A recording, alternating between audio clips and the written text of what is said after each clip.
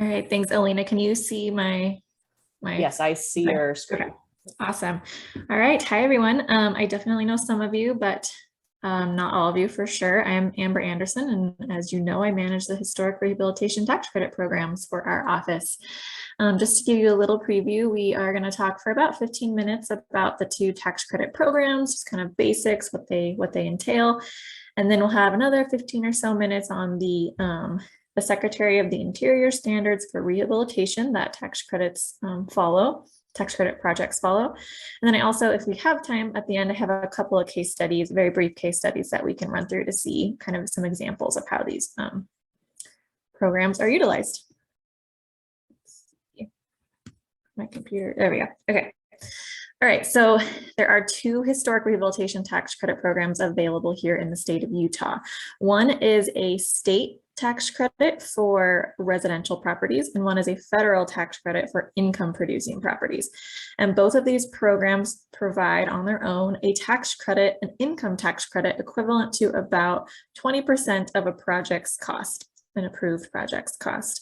And the programs provide a credit, not a deduction. So a credit is better because it directly reduces your tax liability, the taxes that you pay, whereas a deduction reduces your taxable income and thereby reduces your taxes owed by a percentage. But this is a credit. Credit is better, or more beneficial for the applicant at least. So the two programs have some differing requirements that we'll look at, but also some overlapping requirements, which are the last two lines here. The first is that a building has to be listed on the National Register of Historic Places, which Corey talked about. It doesn't have to be individually listed necessarily. It can be a contributing property in a listed historic district. And the building does not have to be listed at the beginning of your tax credit project. Legally, it has to be listed within 3 years of you finishing a tax credit project. So it's important to get the process started around the same time and have a good understanding that the building will ultimately be listed on the National Register, but don't panic if you think that you have to go through the full nomination process before you can even get started on your tax credit project, because that's not the case. Just make sure to work with us closely, both myself and Corey. And then the second shared requirement between the two programs is that all of the work being done to the historic property inside, outside, and on the historic site itself has to follow the Secretary of the Interior standards for rehabilitation, or the standards for short. And it's an all or nothing approval. So you can't meet the standards on half the project and then just not claim the other half. The whole project has to holistically be evaluated as meeting the standards, or no credit is issued. So we will get into more depth about what those standards are and kind of how those are applied. But so first of all, what's a credit? I already mentioned that it's better than a deduction. It's a dollar for dollar reduction in your annual tax liability. These credits in particular are what are considered non-refundable, but that doesn't mean you don't get the money via a tax refund. You typically do get it via a tax refund. It only means that you can't claim more in a given year than that year's annual tax liability. So, if you have a credit that's larger than that year's tax liability, you can carry it forward for a number of years, and that differs between the state and the federal programs, 5 at the state and essentially 20 at the federal. But so here are some examples of what that looks like at the bottom. So say your annual tax liability for the entire year, not just what you owe at the end, but like what you pay throughout the year, the net amount that you pay through the entire year or finish up at the end of the year. Say that liability is $5,000. If you get a tax credit, if you're awarded a tax credit for $4,000, that year you only have to pay a total of $1,000 in taxes. So it's just a dollar for dollar reduction. And if you have a credit that's larger, so the example on the right is, say again, you have a $5,000 annual tax liability, but you get awarded a $6,000 credit. You're allowed to use that $5,000 in the first year because it's non-refundable, but you can carry it forward to the next year. So you'll have an additional $1,000 available to you the next year. And this can get kind of tricky. So if you're really not sure how this applies to your certain situation, I'm not a tax professional, so you definitely want to talk to your tax advisor or a CPA, someone at the tax commission who can provide you with legal advice. And so back to on the first slide, I mentioned that the tax credit programs provide a credit equivalent to about 20% of your approved project's cost. And that's because the credit is applicable to most expenses. On the left-hand column, you see here qualified expenses are, you know, walls, floors, roofs, fixing your windows, updating your HVAC, but also soft costs like engineering fees, architect fees, permit fees, things like that. But there are a few things that you can't claim the credit on, like the purchase price of the building. You can't get tax credits for just buying a historic building. You can't get credits on building an addition, but the addition still has to meet the standards. And then there are a few other things that kind of differ between the state and the federal, but another big one that is shared is that site work and landscaping costs are not eligible for in order to have the credit claimed on them. But again, we still need to review them to make sure they meet the preservation standards. So looking more closely at the state tax credit program, as I mentioned, it's for residential buildings. This program is a little bit easier, well, a lot easier to access because you only have to be spending $10,000, which anyone with a historic building knows is pretty easy to do. That's maybe not even a new roof. I saw a new roof recently that was like 30,000. So anyways, you have up to 3 years in order to spend that 10,000 if you just have small projects, not something major. And currently there is no limit to the number of consecutive projects that you can have. So if you meet your $10,000 threshold in the first year and you want to close out your application and open one the next year, you can do that. If it takes you 2 years and you want to close it and open another one and then have a 2-year project after that, or a 3-year project after that, you can continually do that as time goes on. And so after the project is complete, you do have to maintain compliance with those standards, those preservation requirements for 3 years after the project is complete. After the 3 years, you're free to do whatever you want. There are no liens or covenants or deeds or easement kind of things attached to your property. It is during the project, and then for 3 years after, you have to follow the standards. And then I mentioned that the carry forward amount, if you have a tax credit that's larger than your annual liability, at the state level, you can carry it forward for an additional 5 years after the first year that you claim it. In the federal program, it's for income producing buildings. So that can be residential rental, that can be commercial, that can be office, it can be anything that has an income producing use. And I didn't mention before, but in the situation where you have a residential rental, there is sometimes the ability to qualify for both state and federal tax credits. So historic apartment buildings, for instance, can sometimes qualify for up to 40% in tax credits returned to them if they follow these requirements and go through the application process. The federal program is more complicated in a lot of ways, and one of those ways is that you don't just have a base spending requirement. It's not like the state program where you just have to be spending at least X amount. The amount that you have to be spending is based on your specific building's adjusted basis. And I have a slide for that on the next, the next slide is explaining that. But essentially, the federal program is for substantial rehabilitations. It's not meant for smaller, just like fixing your roof, you know, getting some new HVAC. It's for larger projects typically. So that amount is usually much larger than the $10,000 requirement. And so the timelines are a little bit different with federal projects as well. A standard project has to be done in about 2 years, but most of the time you can request a phased project and have a 5-year window in order to meet that adjusted basis requirement and qualify for the tax credit program. And then I didn't mention this on the state credit slide, but there technically is no retained ownership requirement for the state credit. It will be really difficult to make sure that work on the building continue to follow the standards without maintaining ownership. But technically there is no requirement at the state level. For the federal level, there is a requirement. However, you have to continue to follow the standards for 5 years instead of 3.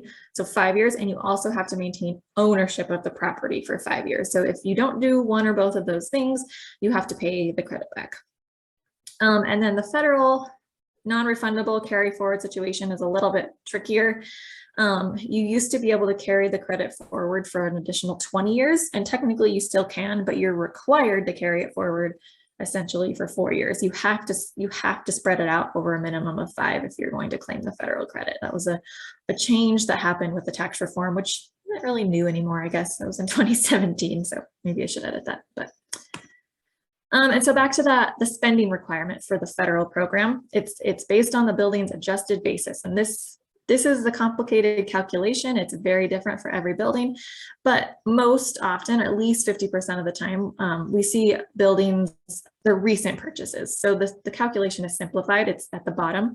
It's just purchase price of the property minus the value of the land when you purchase it. That's the adjusted basis for a recent purchase. So as you can probably imagine, that's usually a pretty large amount. If you have like right now, if you were to buy a single family house for, I don't know, 500,000, say the land was 200,000, you'd still have to be spending 300,000 in order to qualify for this program. So it's usually a large sum of money that has to be being spent.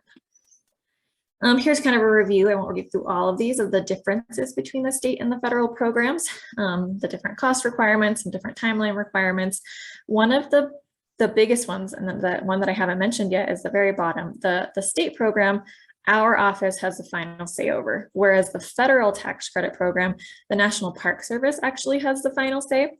So I and our office essentially work as a liaison between the tax credit applicant and the National Park Service. I help them understand if they're eligible, I understand if their work plan is going to be approvable, help them through the application process. And then I'm also the eyes and the ears on the ground for the National Park Service. So they rely on me to tell it to them straight about what's actually happening on site, because it's not always possible to tell that from photographs and other documentation.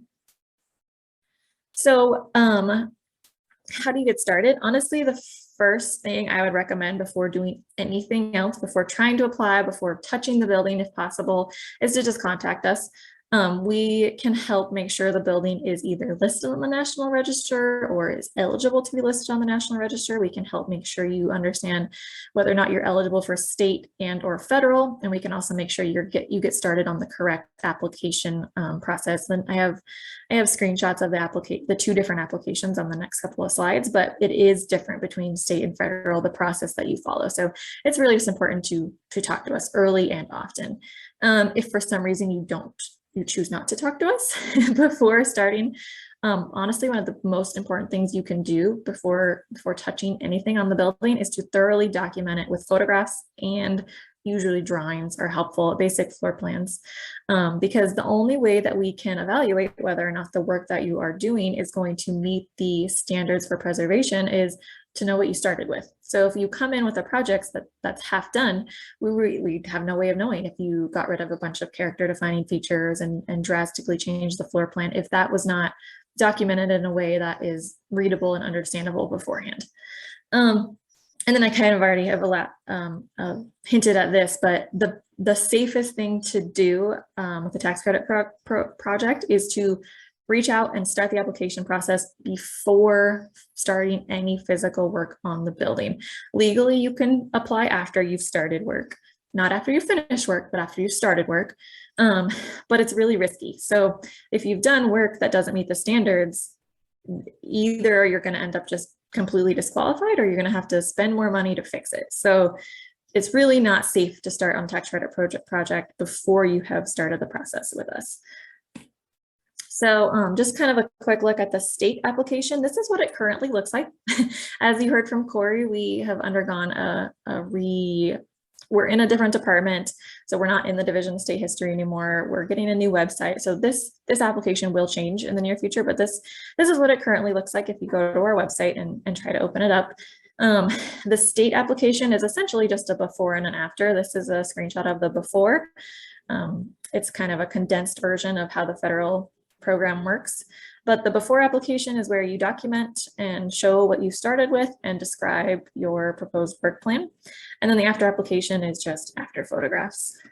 And then this is what the federal application looks like. This is an older version, but it looks about the same. An actual part 1 cover sheet with some redacted information on it. So the federal process has either a 2 or 3 step process. If the building is already individually listed on the National Register of Historic Places, then a part 1 is not required. But if it is not individually listed already, you have to do a part 1, either arguing that the building should be contributing to the district that it's in, or starting the process for getting it individually listed. And then again, the part 2 is essentially the same as for the state. It's where you document thoroughly what you started with, lots of photographs, ideally some drawings, and then describe in detail what your work plan is so that we can evaluate whether or not that meets the preservation standards. And then again, part 3 is just the after photographs demonstrating that you did what you said you were going to do, hopefully. Not always the case, unfortunately. Okay, so before we move on to the standards and some case studies, do we have any questions? I can't see the chat, so I assume. No questions so far. Does anyone, you can raise your hand or you can put them in the chat or the Q&A if you have any questions for Amber. Amber, do you need a break? Or you? Nope. I'm okay. Good. I don't see anything popping up, so let's just dive right into the standards. All right, so switching gears a little bit. The National Park Service actually has 4 sets of standards, 3 of which you don't really need to know about, but just in case you're curious, they have standards for preservation, standards for rehabilitation, standards for restoration and reconstruction. Preservation is essentially just keeping something exactly how it is and stabilizing it. Skipping over rehab, we'll come back to that. Restoration is taking a building back to a specific period.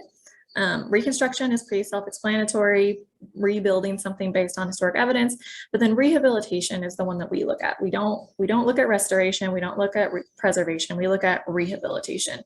And the standards for rehabilitation acknowledge the need to alter and add to historic property in order to meet continuing or changing uses while retaining the property's historic character. So basically the standards, the ultimate underlying theme of them is identifying the historic character defining features of a property and maintaining them. So character defining features can be the original windows, they can be the floor plan, they can be the roof shape, they can be sometimes like the site, the setting of the actual site, if there was a big open like courtyard on the outside of the building, things like that. Open volumes of spaces and large warehouse things like that that characterize the historic nature of the building. Those are what we look at with the standards. Don't worry, I'm not going to read these all at once, but these are the standards. We will look at them individually with some examples of how they can and cannot be applied, or are and aren't applied. So the first one, got faces in my way.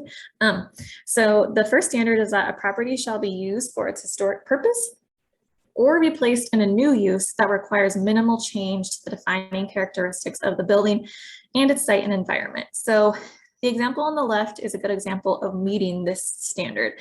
It was a historic warehouse that they turned into open office space. So you can see that they were able to retain the open volume of space, the relatively unfinished character that a warehouse would have had. So exposed brick, exposed structure, wood, steel. They were able to accommodate their uses with walls that didn't go all the way to the ceiling. So they were able to maintain that large open space above. They were able to keep a concrete floor that is industrial in character. So that was a really good way to meet standard number 1. Whereas on the right, super cool project. I'm not going to say I wouldn't live in a historic church that was broken up into apartments, but the example on the right doesn't meet the standards. So this would have been a church, clearly, but the character of the church has been diminished because the open volume of the worship space has been chopped up into apartments, not only from side to side, but also vertically. So this would have been a open two-story space, most likely right here. And so the window was cut in half. The finishes of the church were removed. So historically, the church walls would have had plaster on them. They would never have been exposed brick like this, especially not such rough brick like you can see with the different kinds and the repairs that never would have been exposed historically. And so this really just changes the character of the space. And they may have been able to turn a church into apartments, but probably a lot fewer apartments that they ultimately did in order to meet the standards and retain that interior character at least. So standard number 2 is that the historic character of a property shall be retained and preserved. The removal of historic materials or alteration of features and spaces that characterize a property shall be avoided. So this is a before and an after example of how not to meet the standards. This is a historic office building in downtown Salt Lake City. I don't know that these before and after photos were taken in the exact same place, just for full transparency, but it would have been a similar situation in the after photograph if it had not been changed. So in the before photograph, you can see this highly finished office space. So there was plaster on the walls, there was wooden door and window casings, wainscoting, there's trim, and also the floor plan is broken up into offices as it would have been. There would have been a central corridor or some kind of a corridor design that was character defining, and then the offices would have been off of that corridor. But on the right-hand photo, you can see that historic character is completely changed.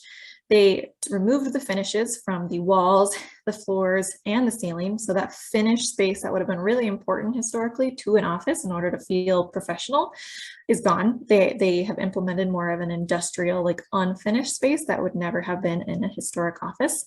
They've opened up the structure so you can view that. You can see this new industrial like HVAC, ductwork.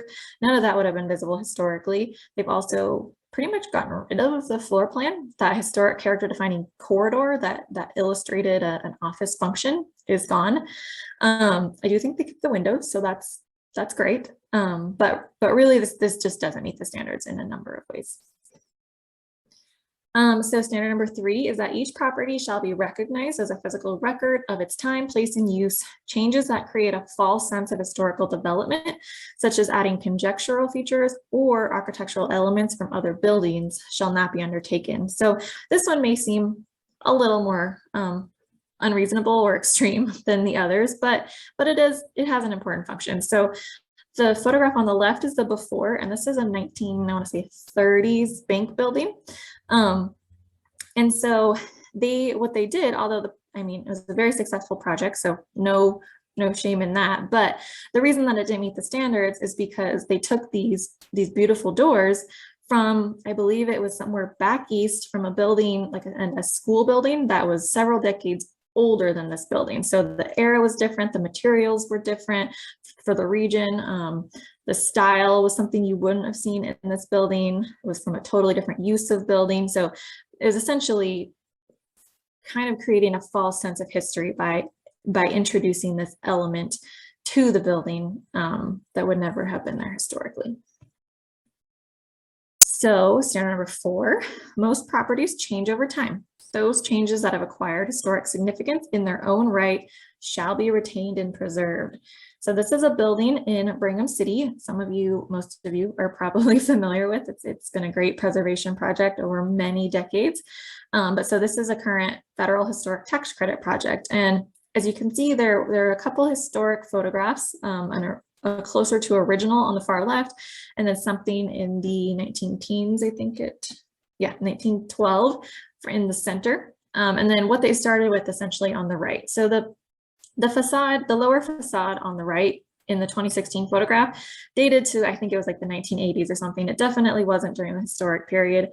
But when we first met with the owner, they wanted to reinstate something similar to the far left-hand photograph, which as an aside would have been structurally very difficult for some reasons, due to some changes that have been made, but they wanted to reinstate something like from the 1900 photo.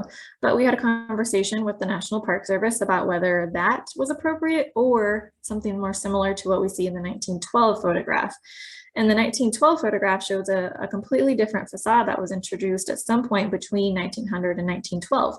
And because this building's period of significance goes up through 1929, it was determined that this middle facade had actually acquired enough of its own significance in order to warrant keeping it or recreating it essentially as part of the tax credit project. So the directive from the NPS was to do something similar to what you see in the middle photograph rather than the original photograph because it had acquired significance over time. This is so standard number 5. Distinctive features, finishes, and construction techniques for examples of craftsmanship that characterize a historic property shall be preserved. Some of you who are familiar with Salt Lake may recognize this. This was one of the A&Z warehouse produce warehouses on the west side of Salt Lake City. There were several warehouses. This building, this portion of the complex, however, was built I want to say around 1930. So you can see it had a pretty, those of you familiar with architectural history, it had a pretty Art Deco, Art Moderne architectural style with that stucco, with the scoring, the horizontal scoring, but also the vertically oriented entrance with the tile work. And so the owner, not understanding and appreciating that this actually was very character defining to this specific historic building, took all the stucco off. They wanted to take it back to something that they felt was more historic, this exposed brickwork, which on the interior may have been appropriate, but on the exterior, this was actually there was a lot of thought behind this design. So they removed these features and finishes that really characterized the property, and therefore it didn't meet the standards. Standard number 6, deteriorated historic features shall be repaired rather than replaced, but where the severity of deterioration requires replacement of a distinctive feature, the new shall match the old in design, color, texture, and other qualities. And then also if a feature is just missing in general, there needs to be some kind of evidence in order to substantiate putting a new product back in. So we see this one a lot with windows. Windows are extremely character defining features, and they honestly get a bad rep. A lot of people think you need to replace them when oftentimes you can repair them. And there are people that we can direct you to that do those repairs. And if you repair a wood window, you can usually repair it indefinitely. They've been around for 100 years already. With some basic maintenance and ongoing maintenance and repairs, they can usually continue to last for another 100 years, but people don't understand that. So anyways, off my soapbox, but basically if the window is too far gone and you can't rehabilitate it, the replacement window really needs to match. So this is a good example of matching that. The proportions, not only of the window itself, but the pieces of glass, the little individual pieces, which are called muntins that divide the glass, those proportions all need to be right. The varying little small pieces of wood that you can see at the top of the sash, those all need to be similar. We also look at the molding profiles. So that muntin that divides the glass, we look closely at it, because usually there were different profiles, particularly on the inside, that were characteristic and handmade of the original window. So we want to see that replicated if you really feel like you need to replace the window. Otherwise, we highly recommend just repairing the window. Okay, this one we could talk about for a couple of hours. But so chemical or physical treatment such as sandblasting that cause damage to historic materials shall not be used. The surface cleaning of structures, if appropriate, shall be undertaken using the gentlest means possible. And so I'm going to talk about these 2 photos and what was done and why it's bad and why it doesn't meet the standards, but also why you just don't want to do it in general if you want your building to last. So the photo on the left shows brick that was sandblasted. So people often mistakenly want to clean or remove paint from their brick building by sandblasting. There are other ways to do this, such as gentle chemical removals that we would much rather you use, because sandblasting, as you can see, furthers deterioration of the brick. Historic brick was fired in such a way that the exterior edges of the brick were harder than the interior. So they had this protective outer coating, if you will. And so that helped maintain the viability of the brick, to help kept its structural integrity. And so if you start to do things that chip away at that exterior outer coating, it starts the path of letting water and debris and various things into the brick, which then exacerbates all of those problems, lets further things into the brick. Water gets in, it freezes, the brick breaks because the water has to go somewhere when it freezes, and it just creates a cycle of really bad things. So sandblasting, even most sandblasting, there's really not any that we would recommend, although sandblasting companies would have you believe otherwise most of the time, but it's abrasive. Any kind of abrasive blasting will chip away, even if you can't see it initially, it will chip away at this outer protective coating of the brick, and the process will just go downhill from there. The photograph on the right is what happens when you use a modern inappropriate mortar. So historically, historic masonry was laid with a soft lime-based mortar. Nowadays, we use a hard Portland cement-based mortar, and that's fine for modern brick. It was built to be used with that hard mortar. But historically, the brick, because of the way it's fired and the way it expands and contracts and needs to breathe and absorb moisture and let go of moisture, hard mortar is not appropriate, because as you can see here, when the building expands and contracts, rather than the soft mortar just sloughing off and occasionally being re-added, the mortar survives, but the bricks start to deteriorate because they have nowhere to go when they expand and contract now. They just start to break down internally and slough off and powder and just chip off. And so hard mortar doesn't meet the standard. It's bad for your brick, whether you're applying for tax credits or not. We would highly recommend that you don't do that. And then we can also provide advice on what you should use instead. Standard number 8 is one that I admittedly am not as good at providing advice on. It's about archaeological resources. So if a project is going to affect archaeological resources, that should be avoided if all possible, but if it has to be disturbed, mitigation needs to be undertaken. So this is an aerial view of our beloved Rio Grande Depot, and that was obviously historically a train depot. So the example here is that there's likely archaeological resources remaining either on the ground or under the ground that relate to the period of the train depot, although I'm sure there are more that predate that as well. But for the purposes of this example, we can just talk about that. But so if somebody were to be building a new building immediately behind and to the left in this photo, behind the Rio Grande, they would need to evaluate what of those historic resources or those archaeological resources, so maybe rails, maybe artifacts, what things are going to be disturbing. And if they are unavoidably disturbed, they need to work with our office in order to find some kind of mitigation in order to help alleviate the issues that were created. So then standards number 9 and 10 are they have a lot of similar themes. One is about new additions, exterior alterations, or related new construction shall not destroy historic materials. The work shall be differentiated from the old, but also be compatible with massing, size, scale, and architectural features. But then new additions also, and adjacent or related new construction, shall be undertaken in a way that, if removed in the future, the historic building is relatively unharmed. So this is a good example. This is the archives building that was built as an addition kind of to our historic Rio Grande Depot.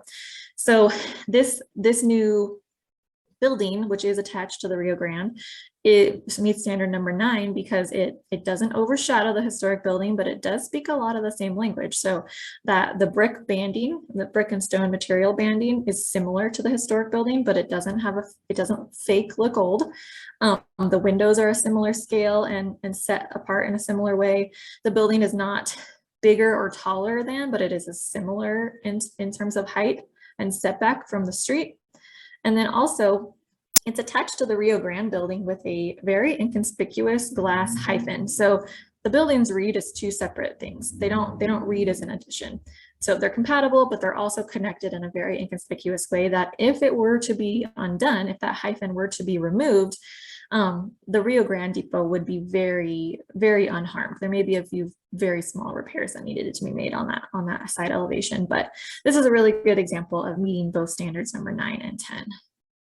So before we go on to the case studies, looks like we had a little bit in the chat, or were there anything that we needed to discuss? Were there any questions? There was a question. It's probably based more towards Corey, but it was, so to be on the National Register, your property has to retain its historic integrity inside and out. In the chat, I put, more emphasis towards the exterior rather than the interior, but it's determined by a case-by-case basis. Is there anything you want to add to that? Yeah, Corey, do you want to add? Do you want to take that first, and then I will? Yeah. Cool. Okay, he's still here. Good. So, yeah, I mean, it just depends. Most of the time we are just looking at the exterior, but sometimes there are houses that the interior has been retained, the historic interior, and it's found to be significant for that as well. So those are typically the only cases where you'd have to worry about altering the interior. In most cases, not really. Interiors get changed quite a bit. So anyway. But so, yeah, so from a tax credit perspective, we look at all of the work. So, but it doesn't, if you get denied for tax credits, you're not going to get removed from the National Register. It's not tied in that way. You have to be listed to get tax credits, but it's not, if we deny your tax credit application, you get removed from the register. That it doesn't work that way. But for tax credits, it's a higher level, it's a stricter, there are more requirements in terms of the work you do. So we do look at the interior and the exterior. But if the interior is completely changed outside of the period of significance, like if your interior is entirely from 1980, you're going to have a lot of leeway with what you can do, because that historic character is gone. But if it's not original, but from early in the building's life, and it's still within that period of the building's significance, we might look a little more closely at that and want you to keep that based on that one standard about how changes over time can acquire their own significance. So it kind of depends for tax credits on the specific history of the building, but we do definitely look at the interior, and a complete interior demo of an intact historic building would definitely result in the denial of tax credits. Anything else before I do the last couple of ones? That was the only. You're welcome. Yeah, Carol said thank you. So that's the only thing right now. So you can probably go ahead. Okay, so I just have 3 relatively brief case studies to give you guys some examples and some numbers of how these projects shake out. Maybe if I can get my, okay. So this is a single family residence in Salt Lake City with the before and the after for the tax credit project. They obviously did some masonry repairs. They removed the paint in an approvable way with a gentle chemical application with a contractor who actually is very familiar with historic buildings and historic properties of historic materials. They reconstructed the chimney, you can see on the kind of the upper part of the roof, based on historic evidence. The roof was redone and a 1980s insignificant out of period dormer was removed. So the roof was returned to its original style. And then I didn't want to throw in the fact that solar panels were also installed in a way that was approvable, and the costs probably weren't eligible. They probably weren't considered qualified expenses, but the work still had to meet the standards. So you can barely see them in the after photograph on the right-hand side. They were very inconspicuously added. They're flush mounted to the roof. They're on a side elevation, and you pretty much wouldn't notice that they're there unless you were right directly next to the building on that side. This project cost about $65,000, and because it was just a state application, they did receive about $13,000 in state income tax credits. We don't have to go through all of these, but these are the standards that we look specifically at for this project. It was easy to meet standard number 1 because it was historically a house and it was continued use as a house. Standard number 7, they removed the paint in a way that was not damaging to the bricks, so that was great. And then I also mentioned standard number 10 just because solar panels were added, but in a way that did not hurt the building or take away from its character. Residential rental. So this is probably the most popular way. Well, it's definitely the most popular way that we have people use both the state and federal credits. It's definitely the highest dollar amount of projects that we see. There are a lot of historic apartment buildings in Salt Lake and in Ogden, and then sprinkled throughout the state, but primarily in Salt Lake and Ogden. So these buildings are a really good fit for the tax credit projects because they don't require a lot of change due to the fact that they were historically apartments and they are continuing as apartments. So HVAC, finishes, new paint, things like that, repairing windows, things like that are typical, but they're usually pretty easy projects in order to meet the standards. And we have a lot of this building stock available to continue doing projects like this.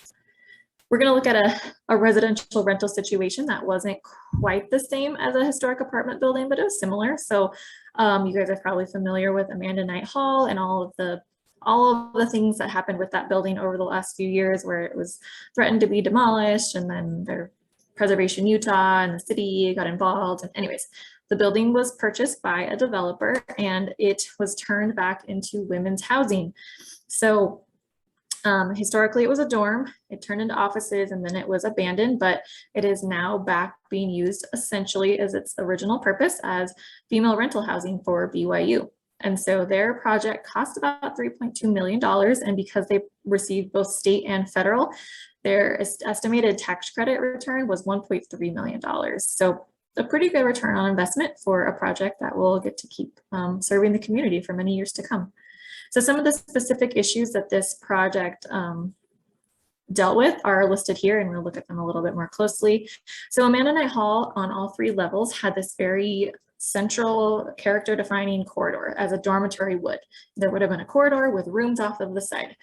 And so that corridor was deemed to be really important, but BYU's housing policies made leaving that corridor open kind of difficult, because they have policies that speak to, you know, lines of sight if a member of the opposite sex happened to be in the building, things like that.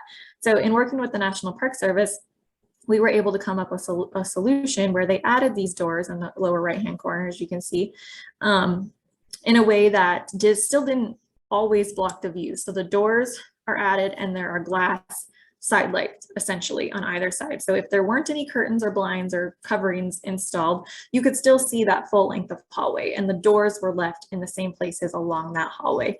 But curtains and blinds and things can be added to meet by BYU's housing policies while still meeting historic preservation requirements from the National Park Service. And then you can also see, I have an arrow in both of the before and the after photographs. Keeping the door openings when they are these rhythmic matched on either side was also an important thing. So they didn't need the door where the arrow is pointing. So instead they drywalled over the interior portion of it, left the door intact on the corridor side. And so that visual continuity of the corridor character was kept intact, but the function was able to be modified on the interior side. HVAC was another thing. Well, at some point, these window units were added all over the exterior of the building, and now you can see that they are not there. They were able to do mini splits, which I'll show you some interior photographs, but mini splits require this exterior equipment as well, but they were able to tuck it into places where it was less inconspicuous. So on a side elevation, they tucked it into this corner where you couldn't see from the street. On the back, they had a courtyard area where they were able to put most of it. And then on the interior, these mini split systems they just blend in really well. You can barely see that they're there. They're obviously new. They're easily removable. It was a really good solution for updating HVAC for modern needs. And then lastly for this one, windows. Windows are, as I've already mentioned, a big character defining feature. And this applicant acknowledged their historic character and decided to just restore them, repair them, make them usable. So they're placed glass where necessary, fixed the operability, updated the paint. And so the character of these was really retained, and they just did a really nice job with this. I like to point out that in the window on the left-hand side, this something that you would lose if you were to replace these windows is that you can barely tell, but the 4 different sections of this window, the 2 outer ones have thicker pieces at the top, whereas the 2 middle ones have thinner pieces at the top. And that's because some of these are operable and some of them are not. So if you were to just replace this with a whole new piece, you would lose that sense of how these windows operated. So we really appreciated that they were able to keep these. And then again, there were some interior features that they were able to keep or recreate in a few of the units, these cool closets with built-in drawers and the little platforms to put the shoes with the heel or the little lip. Anyways, they did a nice job keeping all these historic character defining features. We don't need to go through all these, but again, they did a good job of meeting these standards in a really holistic way. Lastly, we'll look at warehouses, or one warehouse in particular. These projects are typically federal. Occasionally, somebody will turn them into apartments, and that can be done in a way that is approvable. We recently saw one of those up in Logan, the board and locked apartments. But it's often a new use, because typically you don't get someone pursuing federal tax credits for turning a warehouse into a warehouse. It just doesn't barely happen. So the one that we're going to look at is this building on Pacific Avenue in Salt Lake City. It's by FFKR, if you're familiar with that location. It was built in 1951 for the post office. The project cost about $3.1 million, and they received around $630,000 in federal tax credits. So the coloring didn't actually change. It's just the lighting between these two, but you can see the before and the afters. Again, windows, these different proportions of the various pieces, the muntins and the mullions, indicate operability. So they were able to retain those and just restore their functionality. The interior was turned into open office space. So the historic character of the warehouse was really, really maintained with that large open volume of space, the industrial unfinished appearance with minimal finishes added where they really needed them. Some of the offices did need enclosed space, but they just didn't put those all the way to the ceiling. They used a lot of glass and wood and steel to maintain that industrial character. And then again, the use was compatible in that it allowed for the character to be maintained. The features were kept intact, or new features also, they kept that character intact. One last slide. These are some good resources for how to meet the preservation requirements, but also just if you're working on historic buildings in general. The third link down, preservation by topic, is my absolute favorite one to send people to. It's an alphabetized list of everything you could possibly need to know about what you should do with your historic buildings specific features. Like you go to W, you can click on Windows, and there's a plethora of resources on how to fix them, how to decide how to replace them, how to insulate them, how to increase their thermal performance, things like that. So that's my favorite link out of all these, preservation by topic, but then also some links to our pages as well. All right, and there's my contact info. So do we have any other questions? Thanks, Amber. And I'll just say for one thing, so for CLGs, you know, we talk about using the CLG grant for rehab, for rehabbing historic properties, but this is also, you know, tax credits is another financial incentive that we offer. Amber can speak to this more, but I know tax credit applications, we've seen a lot on the Wasatch Front, but again, this is applicable to other National Register listed buildings, you know, throughout the state. So if you have a historic district, you know, and if you feel like this would be useful for property owners to know, you know, we can send you information for you to just, you know, just distribute that out. You're welcome to talk to Amber or direct people to us. So it's just another incentive for rehab in your communities. Yeah, definitely. We would love to see more projects outside of Salt Lake City specifically. We love our Salt Lake City projects, but it's such a resource that could be used in other parts of the state. We would love to see that. I see Rachel has a question about the project I mentioned in Logan. I can certainly circle back with you, Rachel, and get you more information and some photos and things like that. But it was a historic milk plant, I believe, the Borden Lofts. And I think actually, if someone could try to find Corey or Alina, I think there's an easily findable link somewhere on the internet for their current website. But yeah, so it was a milk plant that they turned into apartments, and they were able to maintain like some of the volume of space on some of the unfinished surfaces, while still maintaining the character of that warehouse. But I can certainly circle back with you, Rachel. All right. Any other questions about tax credits or the standards before we end this at all? And again, if you have, questions afterwards or want to talk to anyone, feel free to reach out to any of us. Even if you get one person, we'll connect you to the rest. Oh, I think Joe provided that link to the Borden milk plant. And that's an article. And then here's their current. Okay, perfect.